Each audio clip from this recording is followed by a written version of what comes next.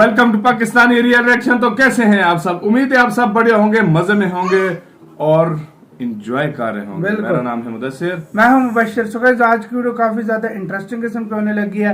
बहुत ज्यादा ये इंटरेस्टिंग वीडियो और बहुत ज्यादा इस वीडियो की हमें रिक्वेस्ट भी आई है। तो सीधा वीडियो की टाइटल की तरफ चलते हैं। वो है जिसने नरेंद्र मोदी को पीएम बनाया, किस्सा अमित शाह का। क्या मतलब अमित शाह ने बनाया था पीएम मोदी को? ये पहले वीडियो देखेंगे, लेकिन टाइटल से जो लग रहा है, लेकिन ये है कि इनके बहुत अच्छे दोस्त है मेरे ख्याल से। मतलब अब वीडियो देखेंगे उसी के बाद सही से आइडिया होगा, क्योंकि हमें इस चीज का बिल्कुल नहीं पता। मैं तो समझ रहा था कि मतलब खुद इस तरह आएंगे, लेकिन इसमें भी क्या स्टोरी है अभी वीडियो देखेंगे तब पता स्टोरी देखेंगे तो पता चलेगा ना। तो काउंट करते हैं जल्दी से 3, 2, 1 एंड स्टार्ट।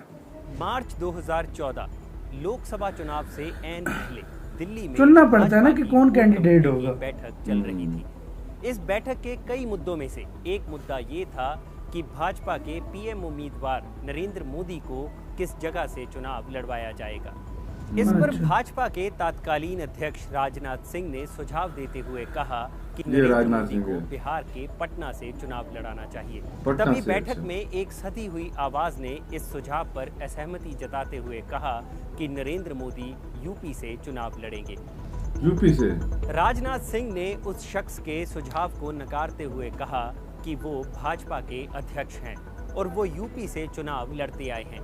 नरेंद्र मोदी को किसी और जगह से चुनाव लड़ना चाहिए। लेकिन उस शख्स ने राजनाथ सिंह के सुझाव की ओर ध्यान भी नहीं दिया और बैठक को अगले मुद्दे की ओर बढ़ा दिया गया।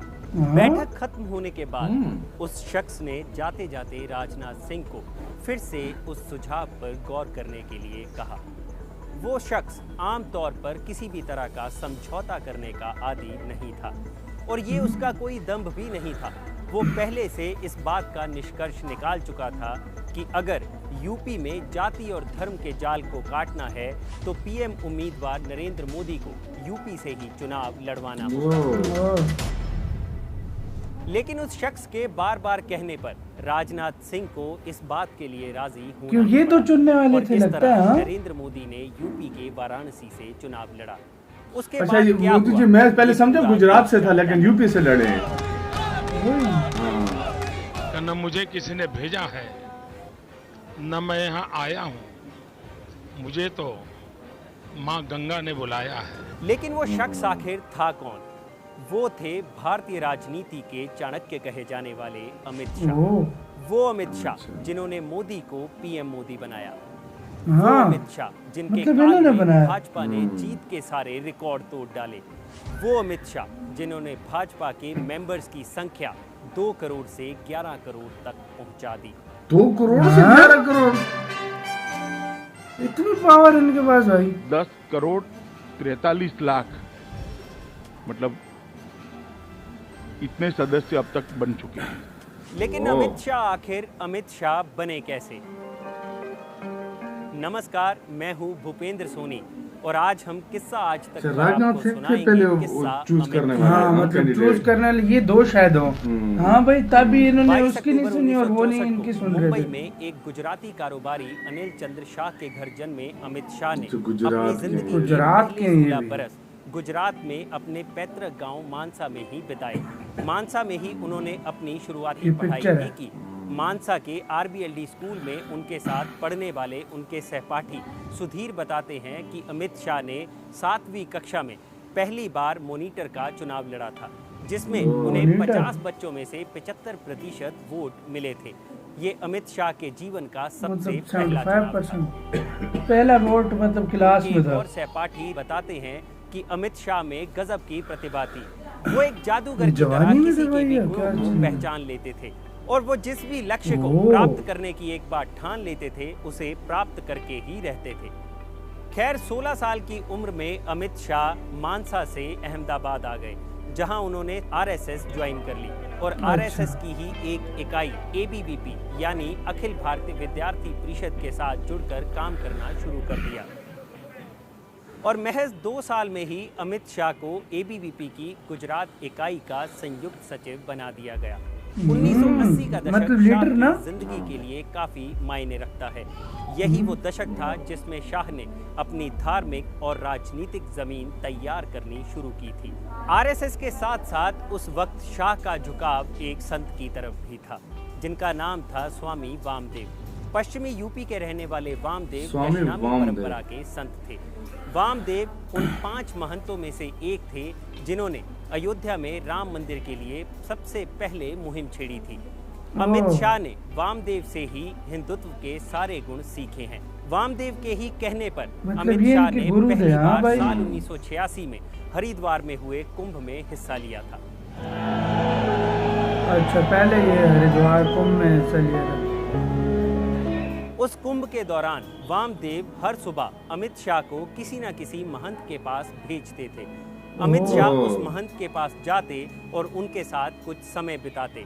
उसके बाद वो उसी डेरे के संतों के साथ लंगर खाते और फिर दक्षिणा लेकर वहां से वापस आ जाते। इस दक्षिणा से अमित शाह कुंभ में एक साइकिल किराए पर लेते थे और उसी साइकिल पर बैठकर वो कुंभ का चक्कर लगाते थे। कुंभ में कैसा हुए टाइम गुजारा अनुभवों है? ने शाह मतलब का पूरा स्ट्रगल जीवन कर के बदल ऊपर आया ना, दिया मतलब और ऐसे उन्हें तो कोई पहली नहीं बार बन जाता ना। हिंदू धर्म की महानता का पता चला। मतलब भाई बिल्कुल स्क्रैच से ऊपर है। नरेंद्र हाँ, मोदी कुछ और और अमित मेहनत शाह की करके आए पहली हैं। मुलाकात अहमदाबाद में संघ की शाखा के दौरान हुई। वो था साल 1980। लेकिन नरेंद्र मोदी और अमित शाह में दोस्ताना पनपना शुरू हुआ साल 1987। देखा, ये जब मतलब दोनों दोस्त ने हैं बहुत अच्छे। आरएसएस से बीजेपी में कदम रखा। ये वो वक्त था जब साल 1986 में लाल कृष्ण आडवाणी को भाजपा का राष्ट्रीय अध्यक्ष बनाया गया था और इसके अच्छा। बाद आरएसएस ने अपने वर्करों को भाजपा में ज्वाइन करवाना शुरू कर दिया था। नरेंद्र मोदी और अमित शाह में एक समानता थी, वो दोनों वो देखो, लीग वो से अमित हटकर शाह है ना? सोचते थे। ये नरेंद्र और मोदी। यही हाँ। बात उन्हें बाकी आरएसएस वर्करों से अलग करती थी। शाह को पहला ब्रेक थ्रू मिला साल 1991 में, जब उन्हें गांधीनगर से चुनाव लड़ रहे लाल कृष्ण आडवाणी की कैंपेन का जिम्मा सौंपा गया। अच्छा, अच्छा। कैंपेन का। अमित शाह और नरेंद्र मोदी में गहरा दोस्ताना हो चुका था और अब तो अच्छा। लाल कृष्ण आडवाणी का हाथ भी उनके सर पर था। साल 1995 में भाजपा ने जब पहली बार गुजरात में सरकार बनाई, उसमें भी नरेंद्र मोदी और अमित शाह ने अहम भूमिका निभाई थी।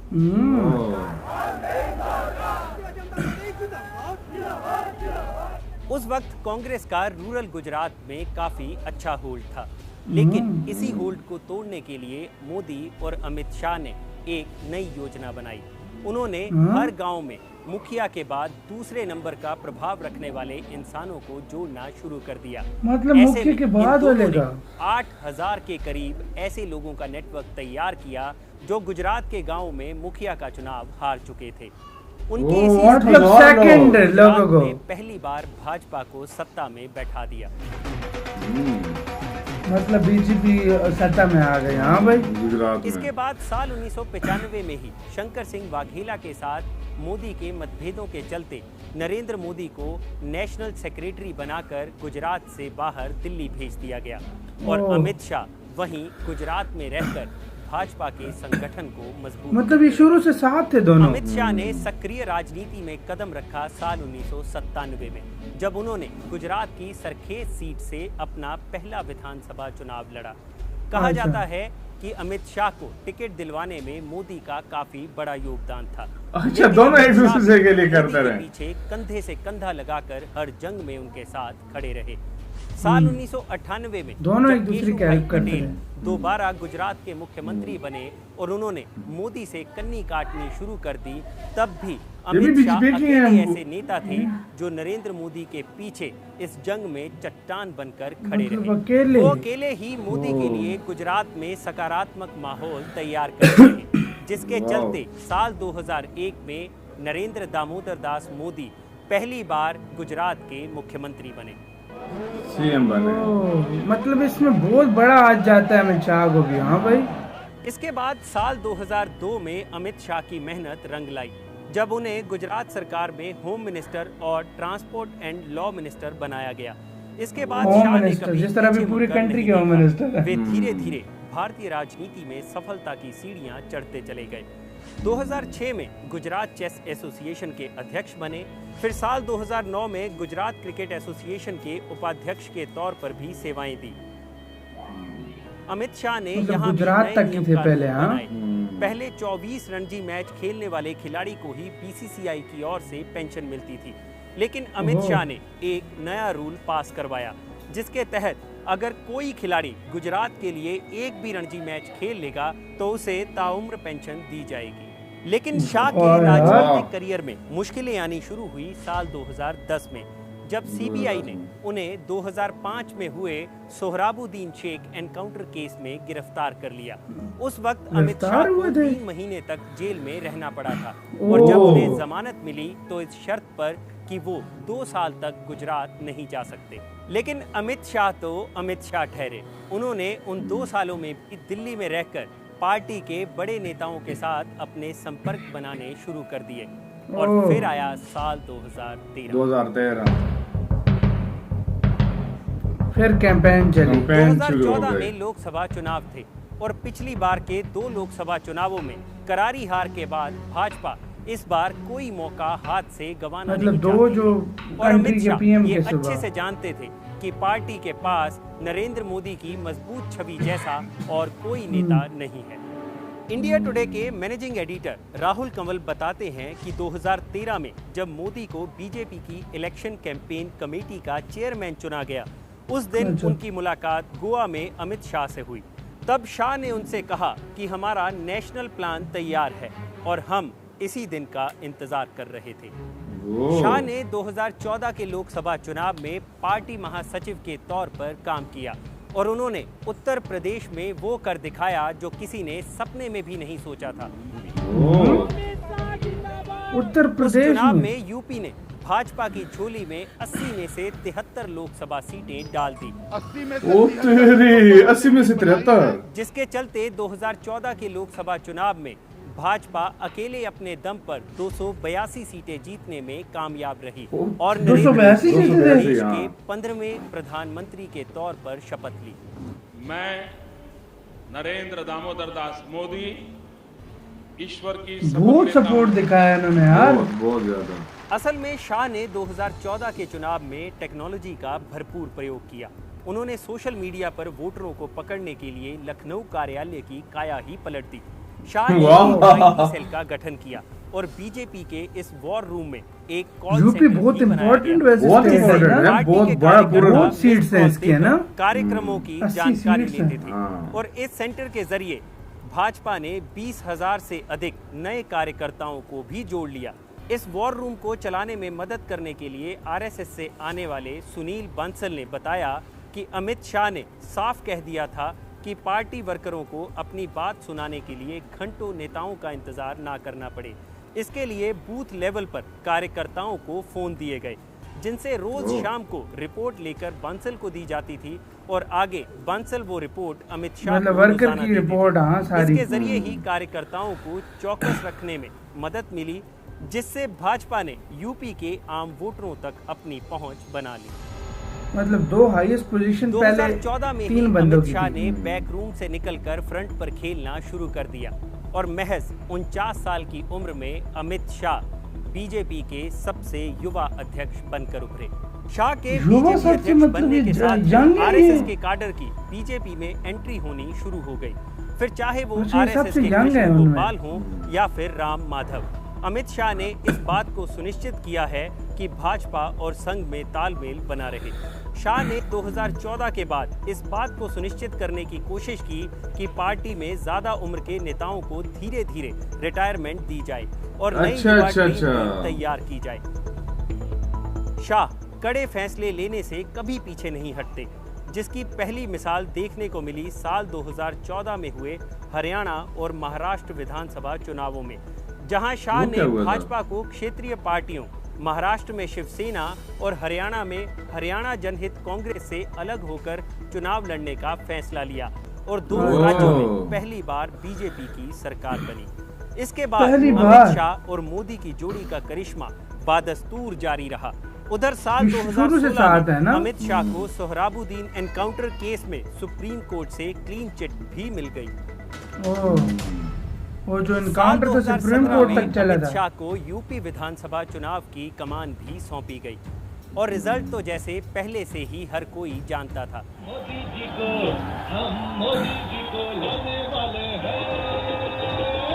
अच्छा, मोदी जी लड़े थे यूपी भाजपा से। ने उस चुनाव में 400 मैं पहले समझता रहा हूँ योगी जी गुजरात से। और गुजरात से भी लड़े थे, सरकार मतलब गुजरात के तो सीएम रहे हैं ना शुरू से। मुझे अमित थोड़ा शाह के सीन नेतृत्व समझ नहीं में आया। मुझे बहुत- भाजपा धीरे धीरे एक एक किला जीतती चली गई और अमित शाह के ही काल में भाजपा और उसके सहयोगियों ने 21 राज्यों में अपनी सरकार बनाई। ये करिश्मा भाजपा ने इससे 21 पहले स्टेट में। किसमें? इस बार जब 2019 के लोकसभा चुनावों में शाह ने भाजपा के लिए अब की बार 300 पार का नारा दिया तो ज्यादातर लोगों ने इसे चुनावी जुमला ही समझा। और सच्ची में 300 लेकिन पार अमित की। शाह ने इन चुनावों में भी ऐसी रणनीति तैयार की कि भाई उन्होंने सेम पूरे चीज की है, देश में 385 किस कांग्रेस तरह और सीट यूपी है में ना? मैंने 305 के 10 हवा किए दी। इस तरह। और जब 300 पार हुई भी तो है 2019 के ना। लोकसभा चुनावों का नतीजा सामने आया तो भाजपा ने 303 सीटें जीतकर इतिहास रच 303। दिया और इस तरह अमित शाह का अब की बार 300 पार का नारा भी साकार हो गया। अमित शाह चुनावी क्या मैदान mind है इस में बंदे भी इस का, कदर हाँ? खेलते हैं कि उनके विरोधी भी उनकी सराहना किए बिना नहीं रह पाते। हम्म। यही कारण था जब 2019 के चुनावों के नतीजे आए तो उसके बाद जम्मू कश्मीर की मुख्यमंत्री रही महबूबा मुफ्ती ने ट्वीट कर नरेंद्र मोदी को जीत के लिए बधाई दी और साथ में ये भी लिखा कि वक्त आ गया है जब कांग्रेस को भी एक अमित शाह की जरूरत है। नरेंद्र मोदी के लिए जीत का हर रास्ता ये कांग्रेस में अमित मैं- शाह मेरे के ख्याल में। साथ अपने रिश्ते को काफी मतलब सरल इन और बंदे ये व्यवहारिक बंदा रखते हैं। सबसे ज्यादा यही रिस्पेक्ट कारण है कितनी कि करते जब हैं, हाँ, अमित शाह से मोदी जी। उनके और सच में। नरेंद्र मोदी के रिश्ते को लेकर पूछा गया तो उनका जवाब था कि अगर मैं नरेंद्र मोदी का हर काम करने में सक्षम हूं तो मैं उनका बेस्ट मैन हूं और अगर कोई मुझसे भी अच्छी तरह से उनका काम करने में सक्षम है तो वो उनका बेस्ट मैन है। इसमें कुछ भी पर्सनल नहीं है। तब अगर इनकी आपको जोड़ी बहुत हमारा ज्यादा ये किस्सा फेमस है पसंद ना। आया तो इसे लाइक शेयर और कमेंट करना मत इसी के भूलिए। साथ हुई यार ये वीडियो खत्म। तो आज हमें पता लगा ये सीन था और भाई इसमें लास्ट वाला जो सीन था मतलब तब इनका हर काम करते हैं और मतलब इनकी जोड़ी तब इतनी यानी फेमस है ना। 1985 के बाद से 87 के बाद। 87 के पक्के बाद से दोस्त जो है बने। ना पक्के दोस्त बने। यानी हाँ। 87 के बाद से अब तक देख लो, यानी अंदाजा तुम लगा लो। और मजे की बात 34 मतलब साल हो 34-35 गए, साल हो 34-35 साल गए। और हो भाई गए। दूसरी बात मुझे सबसे ज्यादा जो मजे की लगी ना भाई, मतलब दो बंदे चुनने वाले थे कि किसको कहां से खड़ा करना है। एक राजनाथ सिंह ने बोला कि बिहार से खड़ा करते हैं, हाँ, पटना इन्होंने से। बोला नहीं यूपी से करते हैं। यार गैस मुझे ये नहीं समझा 2014 में नरेंद्र मोदी सर मतलब कौन से स्टेट से खड़े हुए थे? गुजरात। बोला है ना यूपी से हम ही तो खड़े गुजरात हैं। समझते हमको थे सच लेकिन में शायद गुजरात समझते यूपी रहे। से खड़े क्योंकि हुए और- गुजरात से 2 के 3 हाँ। दफा सीएम रह चुके हाँ, हैं ये। और 2 दफा मेरे ख्याल में। हाँ, 2। और भाई वहां से खड़े हुए और 80 में से 73 सीटें। यूपी बहुत बड़ी स्टेट है, मतलब पूरी इंडिया की यूपी सबसे जिसके बड़ी हाथ स्टेट में है। उसके हाँ। पास बहुत बड़ा एडवांटेज होता है। जो यूपी से जीत हाँ। गया ना उसके लिए अगली स्टेट में फिर बहुत आसानियां पैदा हाँ, हो जाती मतलब हैं, बहुत क्योंकि ज्यादा बहुत आसानी ज्यादा हो होता जाती है। है। और भाई इनकी मतलब इतनी मतलब ये राजनाथ सिंह की भी आज मुझे पोजीशन पता लगी कि कितनी में। आप बीजेपी में। हाँ क्योंकि भाई अभी तो ऐसी सिचुएशन है कि जो भी बड़ा कोई फैसला होता है वो हाँ। राजनाथ सिंह मोदी जी और ये अमित शाह राजनाथ सिंह करते हैं। के- उनकी मर्जी से होता है, हाँ, जो भी बड़ा फैसला ये बड़े होता है, मतलब क्योंकि वो है पार्टी के ना। यही समझो कि मोदी जी और राजनाथ सिंह हाँ। की जो दोस्ती है, हाँ। मतलब ये मिलकर अमित ऐसे शाह। मतलब अमित शाह हाँ। अमित शाह की ये कब और से जब चल उसने रही है। वो ट्वीट किया कांग्रेस की पता नहीं थी या किसकी थी वो मुझे महबूबा नहीं पता। मुफ्ती। महबूबा मुफ्ती ने कि कांग्रेस को भी अब एक अमित शाह की जरूरत वहां है। पे सीरियसली भाई लग रहा था कि हाँ भाई यार क्या- असल में इन्होंने स्ट्रगल भी बहुत की है, हाँ। मेहनत की है। वो देखो हरिद्वार कुंभ में जो है ना वो हाँ, जाते रहे जाते और रहे, संतों से मतलब मिलते गुरुओं के रहे, साथ गुरु के मिलते साथ रहे। मिलते रहे, साइकिल पे शुरू से किराए पे साइकिल से आए हैं। लेकर किराए पे लेकर साइकिल वही ना घूमते भाई, रहे। मतलब- फिर उसके बाद आरएसएस में गए। आरएसएस से मतलब वो एक यार कहाँ से वो गए हैं, और तुम्हें भाई क्या मतलब पता। इतना सपोर्ट जितना मोदी जी को इन्होंने दिया, मैं कहता हूँ किसी और ने नहीं और दिया। 2 करोड़ से 12 करोड़ लोग कर दिए। तक लोगों को लेकर गए, अभी तो उससे भी डबल हो गया है। यार इतने ज्यादा मतलब लोग क्या हो गए हो हैं। रहा है ये मुझे कुछ बहुत नहीं ज्यादा, पता। बहुत और ज्यादा। कैसा प्रिडिक्ट किया था कि 2019 में 300 पार होगा, और 300 पार हुआ। दूसरी बात ये डिजिटलाइज किया सबको, हाँ। वोटर्स को, मतलब उनको हाँ। फेसबुक से किसी को हाँ, किसी से connect किसी किया, connect digital किया। और तरीके जो से। हारे थे दूसरे नंबर पे आए थे, देख लो। और पार्टी पहले के नंबर वालों को नहीं। सबसे, और पार्टी के सबसे युवा मतलब जवान ये वो बने थे। पहले नंबर पे जो आए थे उनको नहीं पकड़ा, जो जो दूसरे पे जो आए थे हारे थे उनको उनको। पकड़ा है। और फिर उसके बाद Strategy। पहली दफा 2 स्टेट्स में जो है ना वो जीते हाँ, हैं। 2001 में वो पहली हाँ। दफा हरियाणा, और दूसरा कौन सा था उस स्टेट में उत्तराखंड से इस तरह था। उत्तराखंड इस तरह था। और गुजरात में वो किया था जिसको अपोजिशन को पकड़ा था, हाँ, मतलब opposition जो को हारे थे उनको हारे थे। पकड़ के, तो मतलब उनसे किया था। मतलब क्या दिमाग यार है। मतलब दिमाग बहुत लगाया इन्होंने, क्योंकि बहुत ज्यादा इन्होंने काम किया है और बहुत कमाल का काम किया है बिल्कुल। इन्होंने। सो गाइस, आपका इसके बारे में क्या कहना है, अपनी राय हमें कमेंट सेक्शन में दें। इधर वीडियो खत्म करते हैं। अपना बहुत बहुत ज्यादा ख्याल रखना। तो यार बाय।